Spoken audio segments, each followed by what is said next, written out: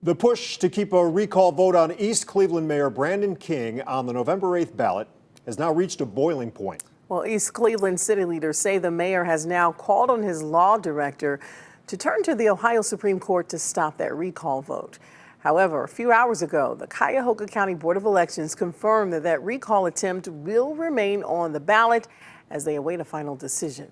News 5 investigator Joe Paganakis with us live in the newsroom right now with the latest on the attempted recall of Mayor King. Joe, East Cleveland, no stranger to these recall votes. Rob, 3 of East Cleveland's council members have faced more than a half dozen recall attempts in just the past 2 years. The city's previous mayor, Gary Norton, was removed from office in a recall vote in 2016, and now Mayor King could possibly face a similar fate. Know him personally, he's a nice guy. I just don't like the way he's taking care of business. Lateek Shabazz is a longtime East Cleveland homeowner who believes the effort to recall Mayor Brandon King is not political, but rather a response from registered voters who simply aren't satisfied with Mayor King's effort in administrating critical safety services in their neighborhoods over the past 5 years. Every other light, street light is out, okay? And some of the street signs are down. So when it's dark like that, you're inviting crime. Still, some East Cleveland leaders like Councilman Nathaniel Martin say constant recall votes over the past decade are politically motivated and damaging to a city that needs unity.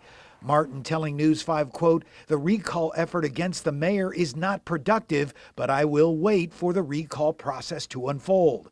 While other city leaders like Councilwoman at Large Patricia Blahoviak believe Mayor King's record has earned him a recall vote. He's giving contracts to his friends.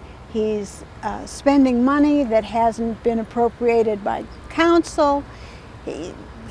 He's not giving out information that's public information. Mayor King is fighting back. City Law Director Willa Hemmons filed this petition to decertify the recall with the Cuyahoga County Board of Elections, claiming the recall petitions have been unlawfully certified, saying 43 people signing those petitions did not vote in last November's election, leaving the petition short of the 311 signatures required to bring the recall issue to voters. But Councilwoman Blahoviak believes it's Mayor King and Law Director Hemmons who are out of line, that a city law director paid with tax dollars should not be representing the mayor in this case. She is supposed to be working in a nonpartisan way for the city, not in a partisan way for the mayor's campaign to stay elected. Meanwhile, homeowners like Shabazz are expecting a large East Cleveland voter turnout if the mayoral recall vote takes place on November 8th, since the Ohio governor's race will also be on the ballot. Shabazz believes Mayor King could be recalled if voters ask themselves one simple question. Are you satisfied with your city services?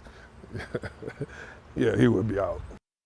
And just as I've done the past 7 stories News 5 has covered on East Cleveland issues over the past 2 years, I reached out to Mayor King to get his side of the story, but again, so far, no response. Courtney, also no response from East Cleveland Law Director Willa Hemmons. Wow, Joe, wow. And okay, so we want to ask you, could the recall of Mayor King still be removed from the ballot? You know, it's just 7 weeks until the November election. Courtney, yes, the recall vote could still be stopped. The Cuyahoga County Board of Elections says if the court ruled to have it removed, it would still be on the ballot, but voters would be given a special instruction sheet telling them their vote on the issue wouldn't count. But again, that final decision needs to be made soon, with the mailing of absentee ballots starting on October 12th. You know, we'll follow up on this developing story. We will wait and see. Joe Paganakis, live in the newsroom. Thanks so much, Joe.